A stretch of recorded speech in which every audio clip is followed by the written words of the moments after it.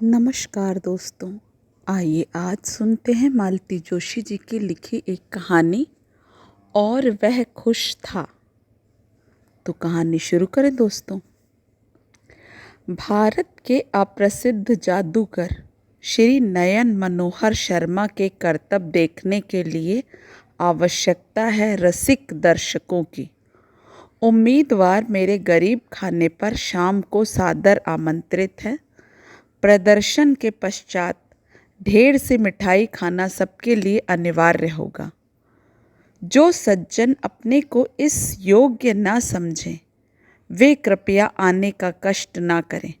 प्रार्थी भुवन मनोहर शर्मा।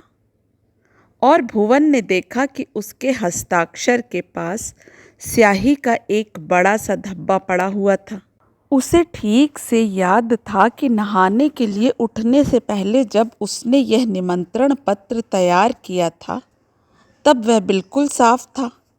आज की सारी सुबह और ढेर सारे कागज इन 4 पंक्तियों की भेंट चढ़ गए थे। खूबसूरत बेल से सजाकर हरी स्याही से सुंदर अक्षरों में जब वह निमंत्रण पत्र लिख चुका था तो उसकी गर्दन दुख आई थी, पर वह खुश था कि उसकी मेहनत सफल हुई है। और इस जरा से स्याही के धब्बे ने उसकी सारी मेहनत मिट्टी कर दी थी। क्या शान से वह धब्बा उसका मुंह चिढ़ा रहा था। भुवन की आंखों में आंसू आ गए। फिर से इतना सिर खपाने का उसमें हौसला बाकी नहीं था। और फिर इतना समय भी कहाँ था। मुश्किल से किताबें समेट पाया होगा कि रसोई से माँ ने खाने के लिए आवाज़ लगा ली। रसोई प्यारी प्यारी खुशबुओं से महक रही थी। माँ ने खास उसकी पसंद का भोजन बनाया था, पर उत्तेजना के कारण उससे खाया नहीं जा रहा था। और कोई दिन होता तो माँ पूछ पूछ कर हैरान हो जाती, पर आज तो वह नई चाची को भुवन के किस्से सुनाने में खोई हुई थी। और सुनो तो बहू, भुवन की थाली में ढेर सी पूड़ियाँ डालते हुए माँ ने कहा, छोटा सा था ना जब यह पागल, तो सोचता था कि जन्मदिन आएगा तो एकदम बड़ा हो जाएगा। बस दिन भर अपने को नापता और बाबूजी के जूते पहन पहन कर देखता कि छोटे तो नहीं पड़ रहे हैं। क्यों भैया? चाची ने अपनी चांदी की घंटियों वाली हंसी बिखेरते हुए कहा। भुवन इस कदर झेप गया कि उस शर्म का बहाना लेकर एकदम थाली छोड़कर ही उठ गया। माँ की चौकस नज़रों से बचने का और कोई उपाय भी तो न था। रसोई घर के मधुर वातावरण में उसका मन कुछ हल्का हो गया था, पर सड़क पर आते ही उसका दिमाग उसी एक बात के आसपास चक्कर काटने लगा। माँ से यह कह सकता तो शायद उसे कुछ राहत मिलती, पर चाची के सामने कुछ कहने की इच्छा ही नहीं हुई। उसे पक्का विश्वास था कि भोलू के सिवाय कमरे में और कोई नहीं आया था। यह उसी की शरारत थी। भोलू उसकी महरी तुलसी का लड़का था। यही कोई 10-11 साल का। बचपन से ही घर में उसका आना जाना था, पर 8-10 माह पहले उसके पिता का हाथ मशीन की चपेट में आ गया था। भुवन की माँ ने तरस खाकर उसे अपने ही घर ऊपर के कामों के लिए रख लिया था। लेकिन नौकर होते ही भोलू में एक अजीब सा परिवर्तन सा आ गया था। उसके चेहरे का भोलापन एकदम गायब हो गया था।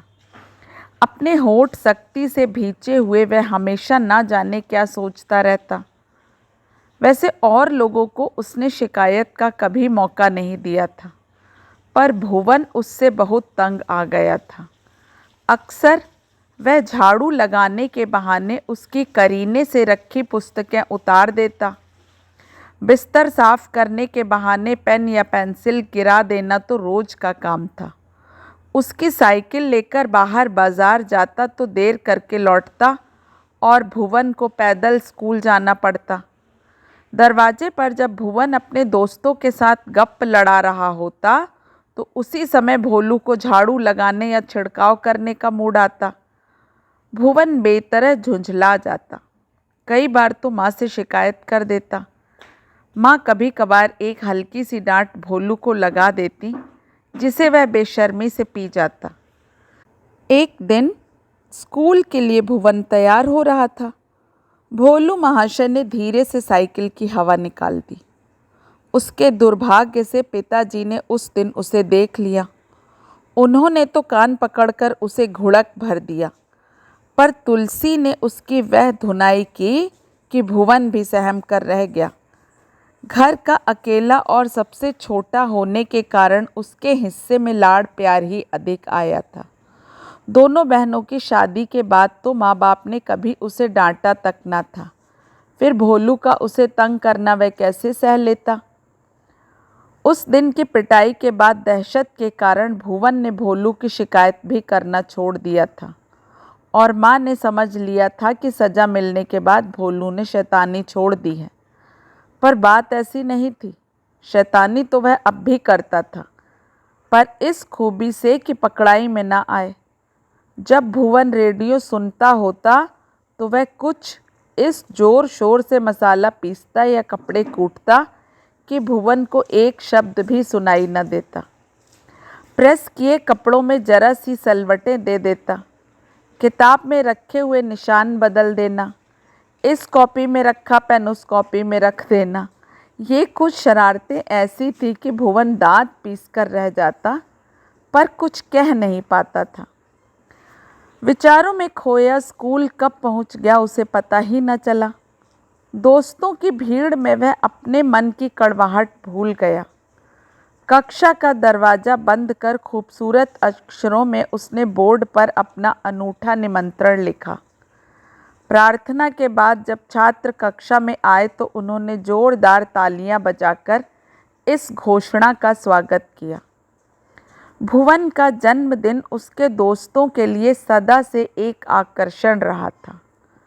यूँ भुवन के घर वाले बहुत बड़े आदमी नहीं थे, परंतु उसके पिताजी बड़े कल्पनाशील थे। वह इस आयोजन में कुछ नयापन अवश्य लाते थे। कभी बच्चे फूल बाग जाते, कभी तिगरा बांध, कभी स्कूल के ग्राउंड में ही छोटा मोटा क्रिकेट मैच होता। और इस साल मेहमान बनकर आए उसके चाचा जी जादू के खेल दिखाने वाले थे। स्कूल से लौटकर उसने देखा तैयारी सब हो चुकी है। बाहर के कमरे में बैठने का प्रबंध किया गया है। खाने की व्यवस्था उसके कमरे में थी। उसे गुब्बारों से खूब सजाया गया था। 2 मेज़ें लगाकर सफ़ेद चादरें बिछा दी गई थीं। खूबसूरत गुलदस्ते मेज़ की शोभा बढ़ा रहे थे। इस सारे प्रबंध में चाचा जी का हाथ था। दिन की रोशनी खत्म होने से पहले एक ग्रुप फ़ोटो लेने का चाचा जी का विचार था। इसलिए जल्दी जल्दी हाथ मुंह धोकर वह कपड़े पहनने के लिए कमरे में गया। देखा कि वहाँ भोलू भी है।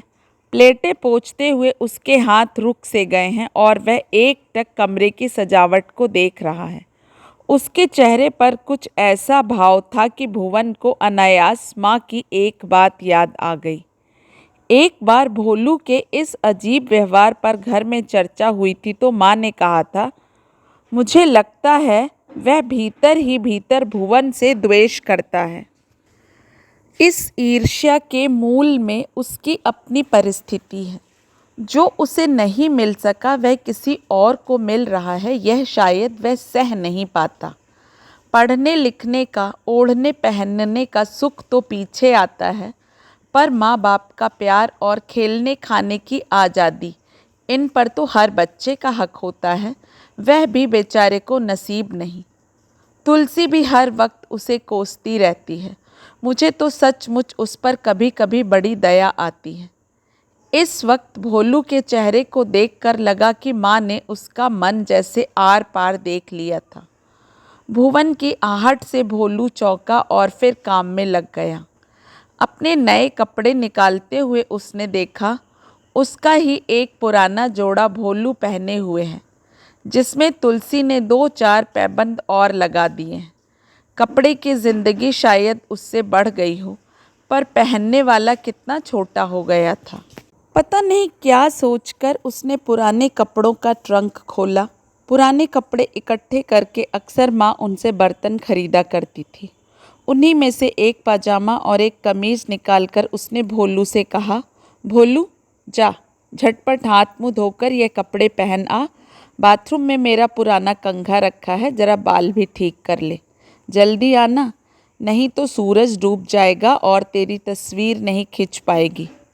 भोलू जैसे पंख लगाकर कमरे से भागा। भुवन झट पर तैयार होकर बाहर आया और मित्रों के स्वागत के लिए खड़ा हो गया। मित्र एक एक कर आते जा रहे थे। 6 बजने में जब कुछ ही मिनट रह गए थे, चाचा जी ने ग्रुप फोटो के लिए फाइनल की आज्ञा दी। तभी सबने देखा, भोलू अपने नए कपड़ों में लजाते चले आ रहे थे।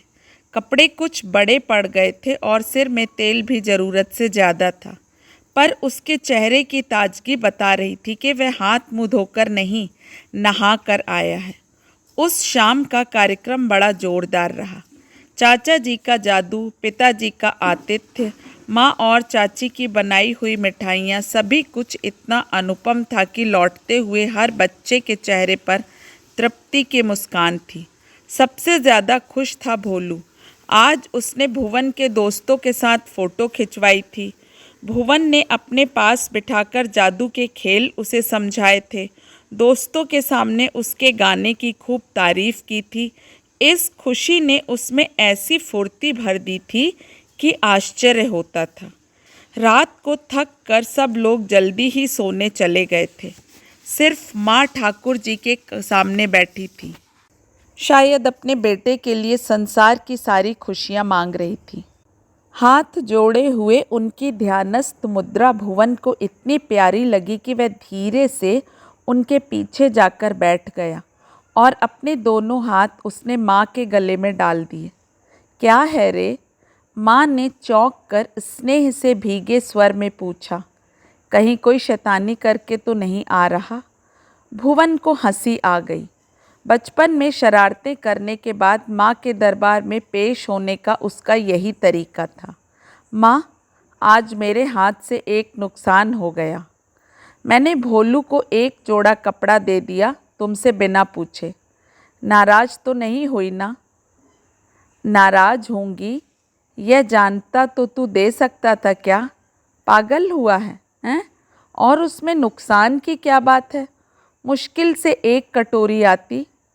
उसके मुकाबले में भोलू की खुशी ज़्यादा बड़ी है। लेकिन माँ, यह एक जोड़ी कपड़ों की खुशी कितने दिन चलेगी? उससे किसी की ज़िंदगी पार नहीं हो सकती। क्या कह रहा है? तू तो एकदम फिलॉसफर बना जा रहा है। सच कह रहा हूँ माँ, आज मेरे मन में एक बात आ रही है। कहूँ? मजाक तो ना बनाओगी? तू कह तो, माँ ने कहा। मैं सोचता हूँ आज के आयोजन में हम लोगों ने जितना खर्च कर डाला, इस रकम में तो एक बच्चे की साल भर की पढ़ाई निकल सकती है। तू क्या भोलू की पढ़ाई के लिए सोच रहा है? पर इस समय तो उसके परिवार के लिए उसकी तनख्वाह ही ज़्यादा महत्व रखती है बेटा। तो मैं उसे रोज़ सुबह 1 घंटे पढ़ा दिया करूँगा, भुवन ने उत्साह में भरकर कहा। अगले महीने तुम मुझे जेब खर्च मत देना, उसके लिए किताबें मंगवा देना। आज उसके लिए बड़ी ममता उमड़ रही है। आज शाम उसे जादू समझा रहा था ना, तब मैंने देखा कि उसमें सीखने की कितनी लगन है। इतनी जल्दी पिकअप कर लेता है कि। हाँ, लड़का तो वह जहीन है, पर तुम्हारा भी तो बोर्ड का इम्तिहान है, माँ ने याद दिलाया। प्लीज़ माँ, रोको मत, भुवन ने अनुनय भरे स्वर में कहा। अच्छी बातें मन में रोज नहीं उठा करती, और जब उठें तो उन पर फौरन अमल कर लेना चाहिए, ठीक है ना? भुवन ने पीछे मुड़कर देखा। पिताजी मुस्कुरा रहे थे, तो इसका मतलब था कि उन्होंने माँ बेटे की सारी बातें सुन ली थी। भुवन तो बुरी तरह झेप गया था, पर माँ ने प्यार से उसे थपथपाते हुए कहा, देखो, अब हमारा बेटा सचमुच बड़ा हो गया है। सो तो देख ही रहा हूँ, हम लोगों के दिल में भी यह बात नहीं उठी थी। बेटे, तुम अपनी पढ़ाई डिस्टर्ब मत करो, मैं खुद उसे पढ़ाया करूँगा। हाँ, आपसे तो वह ज़रूर पढ़ेगा, माँ हंसकर बोली, क्यों, मैं कोई राक्षस हूँ? आप तो जो भी हैं सो हैं, पर मुझे भी दोपहर में कौन सा काम है? यूं ही इधर उधर बैठने से तो यही ठीक रहेगा कि भोलू को 2 अक्षर सिखा दूं। माँ ने कहा और फिर भुवन की ठोड़ी उठाकर उससे पूछा, अब तो खुश हो ना? और सचमुच वह बहुत खुश था। दोस्तों, आशा करती हूँ कहानी आपको पसंद आई होगी। कल फिर मिलेंगे एक नई कहानी के साथ। आप सभी का समय शुभ हो। नमस्कार।